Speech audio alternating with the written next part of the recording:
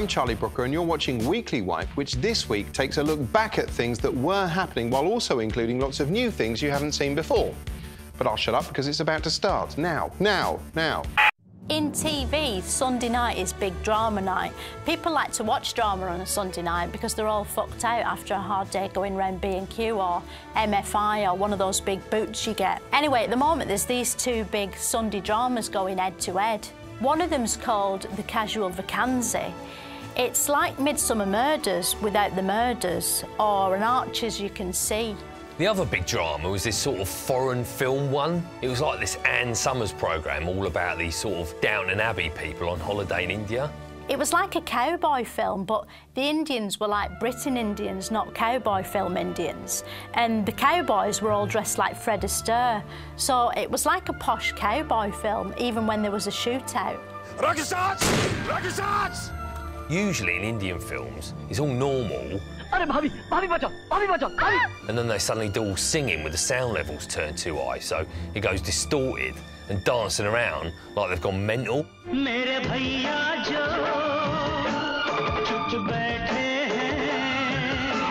But in this, that bit never happened. It was really orange. Like, I think someone had spilled orange on the tapes after they'd filmed it.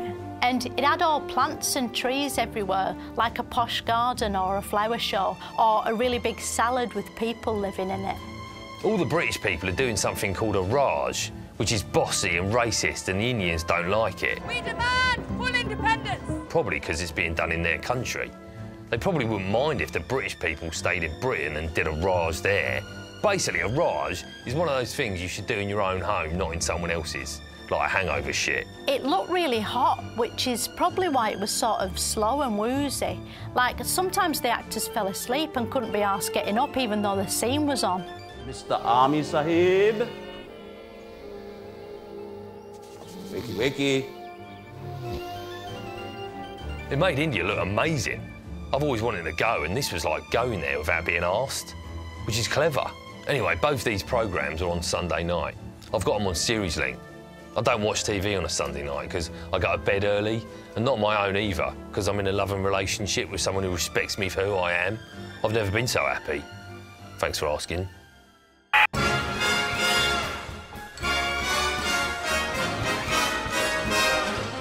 Entertainment and cinema box office records are thrashed by erotic beat-em-up 50 Shades of Grey. Cinemas across the globe flung their hot red doors open for this movie adaptation of one of the finest works of literature of our age. As the finely crafted trailer makes clear, it's a love story in which innocent young Anastasia Steele shacks up with sadomasochistic dreamboat Christian Grey. He's a sort of Lego Colin Firth who initially seems like any other besooted pisshat, but it transpires he has predilections, as becomes apparent when he pops up in Anna Steele's DIY store, in what closely resembles a Two Ronnies tribute. Do you stack cable ties? No, but we've got 4 candles. In fact, Grey has a secret red room filled with objects you can either smack someone with or push up your arse, which describes absolutely any room, come to think of it. Naturally, the film's imminent release didn't go unnoticed by Housewives' favourite and brunchtime BuzzFeed simulator This Morning, which used it as an excuse to do a cheerful item on specialist f***ing equipment. Good morning. On the show today, we open the bedroom door and unlock the secrets between the sheets with a lowdown on a range of toys that you might not normally admit to owning. Well, I for one love my Pippo Scofield collection, and I don't care who knows it. Instead, a bunch of adult fun products were examined in detail and demonstrated live on air in a kind of QVC BDSM OMFG. Now, this is USB rechargeable, so it's brilliant because you don't need to worry about replacing the batteries. Yeah, but on the downside, you do have to worry about getting tubes in your USB socket. The pervy gizmos ran the full gamut, from vanilla old eye masks to, for God's sake, pull this thing out of me. There were also hot amateur reviews from actual readers' wives. I rate these 6 out of 10. If you like pain, you'll love these, but they are painful. And there were handy hints, like the importance of safe words. It's very, very important that both partners are fully into it and that you settle on a safe word. So if it ever gets a bit too much or you decide you don't like it, say your safe word and you both know that that means stop. It's funny, really, because the word stop doesn't count as a safe word, apparently. It has to be something you'd never normally say during sex, like Scofield! The undisputed high point, which was sadly slightly off camera, came when Pip Scofield tested a nipple clamp on himself. There's a proper grip on those. I actually had to pinch myself to make sure I wasn't dreaming, which really turned me on. Ooh. Ooh, solo BDSM. Oh, I'm a naughty boy. Oh, ow. Ow. Oh, stop. Oh, ow, stop it. Ow. Ow. Scofield. Scofield!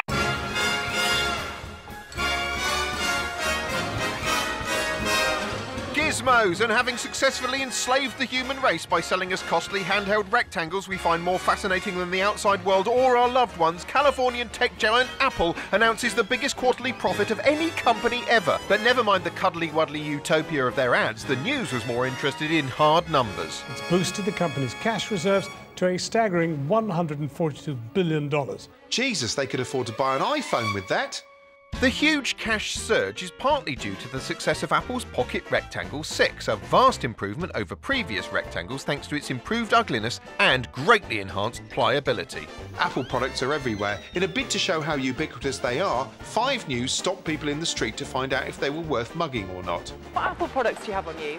iPhone. Do you have any more at home? We have a MacBook and we have the big computer as well. Right, and where do you live and what time is your house empty? Apple's so successful it's hanging black flags in more conquered regions than ISIS. And their customers are equally fundamentalist, as Channel 4 News made clear. It's a little bit like religion. Either you're a Catholic or a Protestant, and I'm an Apple. No, you're a human being, man! Try to remember the time before the machines! Now, I don't know if you've noticed, right, but there's this really popular programme called The Chase. Have a look at it, look. Oh, it's brilliant, isn't it? But could it be even more brilliant if it was distilled to its very essence and performed against the clock by Mr. Jake Yap? Yes, it could. Have a look. Hello, I'm Tommy Walsh, no, Joe Swash, no, the other common touch man of the people, Bradley Walsh. And welcome to The Chase, the quiz show with the fun and excitement of playing Ludo at your dying aunties. Let's meet the contestants. I'm a civil servant. I'm a civil servant. I'm a retired civil servant. I breed dogs. Oh, here we go. Look at me laughing. Not like that, Bradley. Brilliant. Give me a cuddle. OK, pleb number 1. I mean, Martin, I'm not even looking at your name badge because I'm bloody sincere. Let's see which chaser you're up against. Will it be the Dark Destroyer? Can I say that? Well, I just did. The one who thinks he's funny, the Scary Bird, or Michael McIntyre? By coincidence, it's the same one as we've had in the other 50 show recordings we've done today. We'll let them waddle up to their chair and do some half-assed taunt, but really, they're probably rather lonely people who'd be almost pathetically grateful for your company in the bar afterwards. Hello, pleb 1. Hello, Chaser. So, you breed dogs, do you? Well, consider me a cross between a pit bull and an encyclopedia, or something. Yeah, it didn't really work. Doesn't really matter. It's only pensioners and the unemployed watching. You could play for £6,000. Take a step closer to the Chaser and we'll give you 600 million quid and a solid gold helicopter. Take a step closer to home and we'll take your house, strip you naked and flick matches at you. I'll go for £6,000. Yeah, good choice. It's just a gimmick, isn't it, really? Well played. Now I have to ask you a question about sausages. Hand on your shoulder, I'm acting like I'm crying with laughter, even though it's not that funny, because a few clips on It'll Be All Right on the Night never hurts your profile. Time now for the final chase, and the chaser has done it. Oh, bad luck. Let's hear another desultory round of applause from the audience we never see. See you next time, in about 10 minutes when I've had a quick freshen up in my dressing room. Ta-da! Relations between Russia and the West are right in the toilet, aren't they? It's all been going horribly wrong up the Baltics. The grim situation in Ukraine's been rumbling away in the background like a stomach ulcer for months. You can see why Ukraine's worth fighting for. Look, it's got some lovely architecture, acres of rolling mud, all the smashed up rubble you can eat, and that cat. Another quickly puts down a stray cat when he sees he's being filmed. Well, there's no need to put it down. Well, you know what they say, the first casualty of war is truth, the second is cats.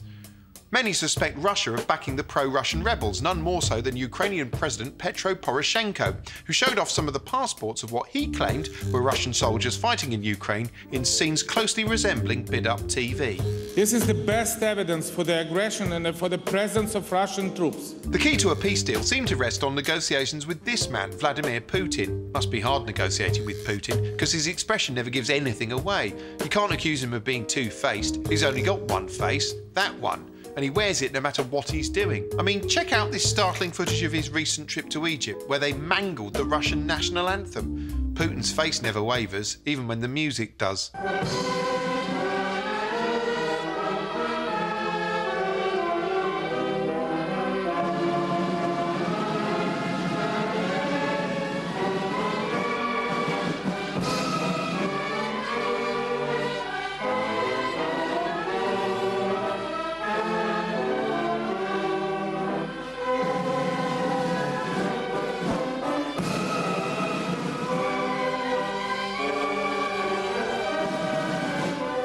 Turns out the Pentagon might have a theory for Putin's apparent passiveness, as gleefully detailed on Fox News. A newly released Pentagon study claims the Russian President Vladimir Putin may suffer from a mild form of autism that affects all of his decisions. Researchers say if you look at President Putin during a judo match or similar activities, you can tell the right side of his body is slow to react. In other words, it takes a while for his body to sync up with his brain. Yes, news channels thoughtfully claimed Pentagon experts had analysed video of Putin and diagnosed him as suffering from Asperger's. Or as the Americans call it, Asperger's. The Russian president carries a neurological abnormality, Asperger's syndrome. And that's what led to the Asperger's or autism-like symptoms. Asperger's. The economy's been big news this year, which means there's been lots of economy reports in the news, and they all look and feel kind of the same. But don't worry, you need never watch another one of those again after you've seen this. It's every TV news report on the economy in one, courtesy of generic reporter Emily Surname. She has this report. A beekeeper tends to his hive, but what these bees can't know is they're being used as an arresting visual metaphor for the economy. The bees represent money, the hive is GDP, and your interest has hopefully been piqued.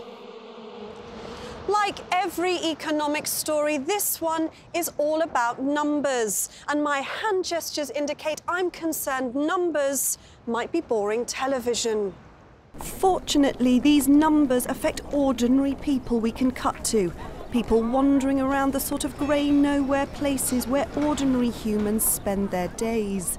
And by depicting sad people standing silently in front of a wall or sitting too close to each other on a sofa, we can convert those numbers into a human interest story. Dennis and Pamela People are affected by numbers. And since they have a child, you'll empathise with what they say while I nod in their direction. Well, it's been hard because of the numbers. Yeah, it has been hard, mainly because of the numbers. It's now possible to segue from this shot of a family taken through a door frame in the corridor to these scenes of the financial heart of our capital shot from a helicopter like you're watching The Fucking Apprentice or something. Everything now indicates that as soon as this piece to camera has finished, we'll have reached the point of the report where numbers take over the entire screen.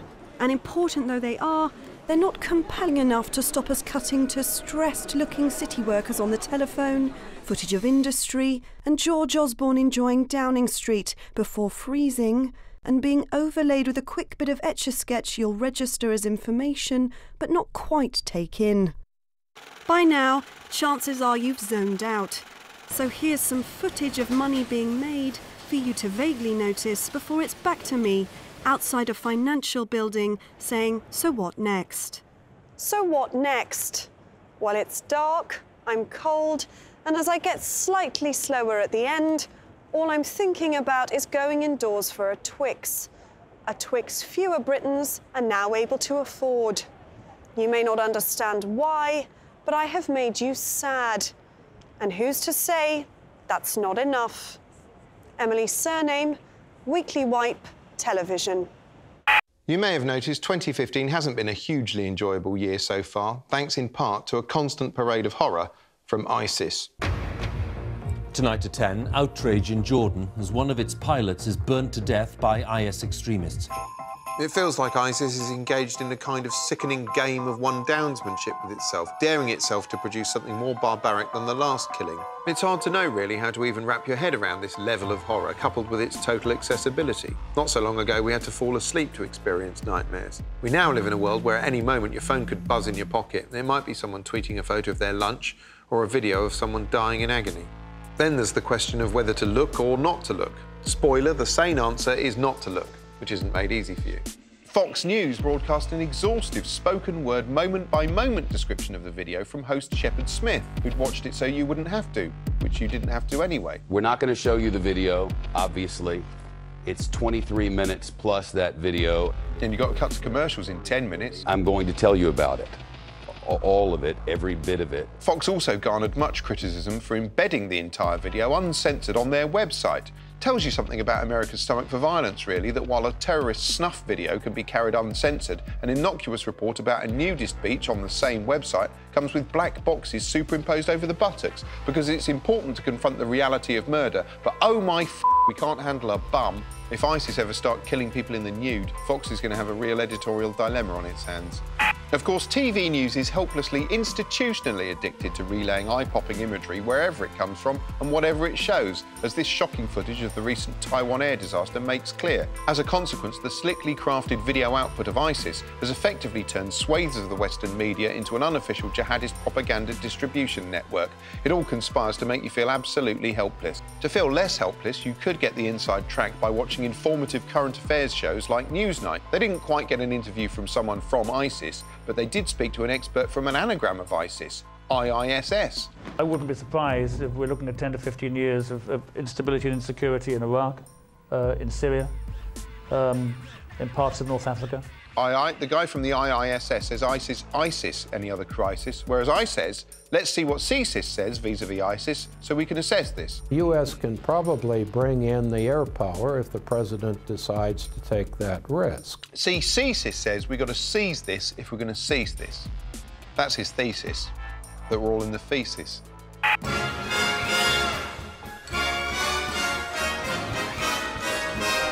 Democracy, and Sky News emboldens the voting process with some stand-up-and-be-counted democracy in action type bumwash in which young people got to blatantly ask the leaders bare questions. The young are always asking questions, mainly because of that stupid rising cadence thing they do, where everything's a question, because they're insecure, stupid little bastards. The event was held at Facebook's London HQ. You know, Facebook, the social network young people associate with their parents. And because it was for young people, they had young people things there to keep the young people occupied. Ping pong table here, they're going to bat those questions back and forth. This is a breakout area, as young people call it, apparently, in trendy parlance these days. Table football there. Will any of the leaders today score an own goal? Jesus, how are you going to patronise them next? What, give them a sweet shop? Oh, right, yeah, you have. How compelling was she? For me personally, she was an inspiration. The youth of today aren't moved by politics, although you could see them being moved by members of the production team. The leaders were being quizzed by average, everyday young folk, only around 75% of whom seem to be wearing glasses. That's a round of applause to the Prime Minister. Thank you very much. In the event, Cameron managed to just about withstand his burning compulsion to assume reptilian form and devour the nearest bystander in front of horrified onlookers. Coping equally well with the Crash-like vibe was supersonic Sid Miliband, who found himself interviewed by Sky's youth-friendly selfie stick interviewer. That's your first selfie stick interview? It is my first selfie stick interview. Ed doesn't have a selfie stick of his own, but then he doesn't really have a self. Anyway, the high point came when a member of the Ords, that's youth speak for audience, asked Ed Miliband how authentic a person he really is. Outside of politics, what experience do you have, what life experience do you have to associate and indicate that you should be the one to represent the people of Britain? Well, I've done a number of things which I think, I hope are relevant to this. So, I was obviously an economic advisor in the Treasury, and I think that's important. Might be important, Ed, but the question was outside of politics? I've taught. Oh, OK. I taught at Harvard University. No, not normal. I actually taught around government and economics. That's politics again. And I think that actually one of the things that did for me being able to teach was actually the ability to be able, I hope, to listen and engage with people. Well, you didn't listen and engage when he asked you not to mention politics. I also go back to this, which is about what politics is about. Stop saying politics. Because I think this is the big, this is a really important issue. Why am I in politics, you might wonder? Can you not stop? Stop! Scofield! Yeah, have you seen that weird programme that's on in the mornings on Channel 5 where people sort of sit around discussing issues forever, pointlessly, in some sort of phone-in limbo? It's called The Right Stuff. Ugh. That's what it looks like in reality. But here is how cut-and-paste collaborators Cassette Boys see it. Take it away, them. I'm Matthew Wright, and I'm going to make you suffer every day until you die. 027 173 5555 is the number. If you have extreme views that shame this country, well, before the break, a woman in stilettos shattered self. Our special guests this morning, they are monsters, they are evil, they're Louis Spence and I'm Alex Jones, which means you watch the show in case one of them dies. I love this programme. I know I damn well wouldn't want to be on the receiving end. It is literally the tabloidisation of your brain. Watching this programme can actually lead to disappointment and a sense of failure. Keep watching daytime TV, don't go outside, don't actually bother to get off the sofa. There's nothing you can do. After the break, we're going to hear offensive bigotry. Bam, bam, bam! Much to my delight, it's me. I think people that are currently on job seekers allowance deserve to have their organs harvested, but my views are panto nonsense because I'm desperate to be a celebrity. Thank you.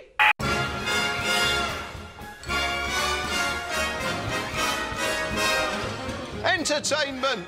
And ITV zhuzh up the nation's weekend with bright, jangly, super spangly Bibblecast Get Your Act Together, the show that redefines entertainment as something you pray wasn't happening and would give anything to stop. It's hosted by Stephen Mulhern, a perky visual cross between Robbie Williams and Ant and Dec. Nicely done. How are you? I've been better. Welcome to Get Your Act Together, the show which sees celebrities team up with masters from the world of entertainment. OK, what's in it? Now, if I was to say to you, you're going to see a loose woman perform a plate-spinning act with a Vegas showman, you're going to see a rugby legend strapped from the rafters with acrobats, and Brian McFadden try to escape sudden death with Penn and Teller, you'd most probably say to me, Stephen, you're having a laugh. No, I'd say, Stephen, you're listing things I couldn't give a about. The programme expertly blended high-octane front-of-house showbiz with effortlessly casual backstage chit-chat. You are going to see everything that goes on backstage and everything that's happening on stage. You all right, Charlie? Good evening, Governor. Good stuff. Enjoy the show. Classic bants. But enjoying the show meant withstanding a confusing format mashup in which famous people were tasked with learning a new act in a few days, which meant lots of lengthy training sequences culminating in an on-stage moment of truth. Sadly, the acts were mostly underwhelming, consisting of C-grade impersonations, Sunita up a stick, and a bit where a bloke hung from a belt from the ceiling, something I felt like doing several times while watching. The indisputed high point came as former Westlife tonsil Brian McFadden took part in an escapologist's act suspended over a bed of spikes. This is quite nerve-wracking, actually, because there's a slim chance he might live.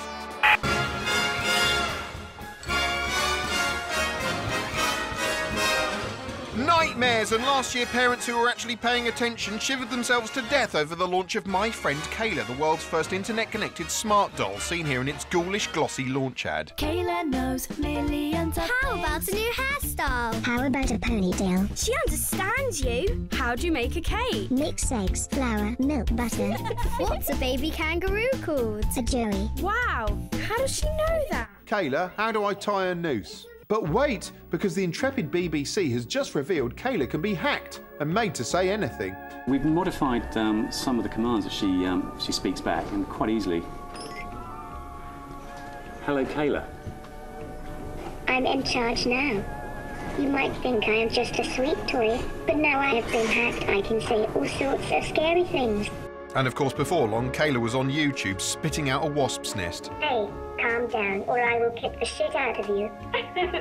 Mind you, horrible though Kayla is, she's not the most disturbing toy I've seen advertised recently.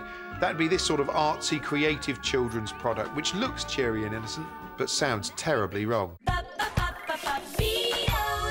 Introducing Beatos. What was that? Choose your design, get your Beatos in line. I beg your pardon. Now, if you're anything like me, you're probably inside a building right now. But what is a building? Less specifically, what is architecture? Don't ask me, ask Philomena Kunk, because she's been finding out for her latest moment of wonder.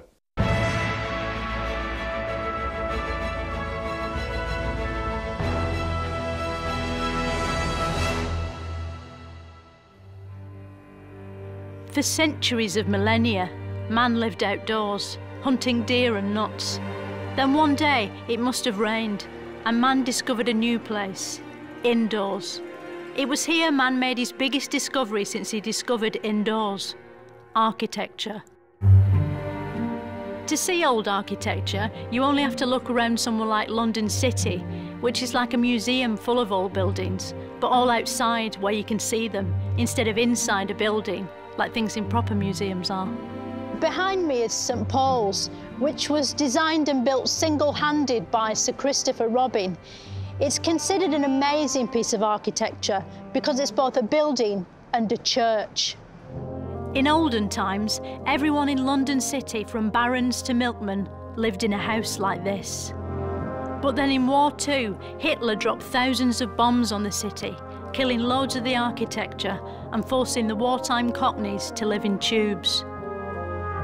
When they came out of the ground, they needed somewhere to live in a hurry, so the government quickly put up tall buildings without any architecture in for people to live in. But not all these buildings are thought of as ugly today. Some are considered hideous eyesores instead. This is the National Theatre.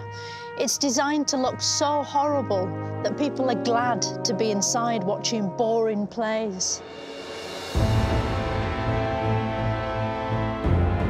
Today's London City is full of modern architecture, which looks like sort of fish tanks made of graph paper, which the inhabitants use for earning money in. One person who knows all about architecture is this person. We spoke to him on the phone yesterday to make sure he could talk properly before we spent all the money on cameras. Who are you? I'm Ian Borden. I'm a Professor of Architecture at University College London. What is a building? A building is anything that anyone has built. So my shoes are a building? There may not be a building. They're a physical object. I guess a building is also something that people in some way live in or inhabit. Right. My nephew makes buildings in Minecraft. How much more does he need to do to be considered a qualified architect? Well, to be a qualified architect in this country, you have to study 5 years at university and do at least 2 years in professional practice. And how many of those years would be studying Minecraft? Very few of them. You could continue looking at Minecraft at the same time, but you wouldn't normally use Minecraft as part of an architectural education. Speaking as an expert in architecture, do you ever watch Homes Under the Hammer? No, I don't, no. You don't watch Homes Under the Hammer? I've never seen it, no. You've never seen Homes Under the Hammer? I've never seen Homes Under the Hammer. Why not? You must have heard about it. I haven't heard about it, no. Don't you and the other architects talk about it? It's not a subject that's ever come up, no. I think you'd enjoy it. I think you'd get a lot out of it. I shall go and have a look, yes. Yeah, I think you should. Maybe one day, human beings won't need buildings anymore. Although, for that to happen, we'd probably need to evolve skins made of bricks. And that might take at least another 30 years. So until then, buildings it is. Next time on Moments of Wonder, I'll be asking, why do we cry when it's the onions that are getting hurt? Well, that's all we've got time for this series. Until we meet again, go away.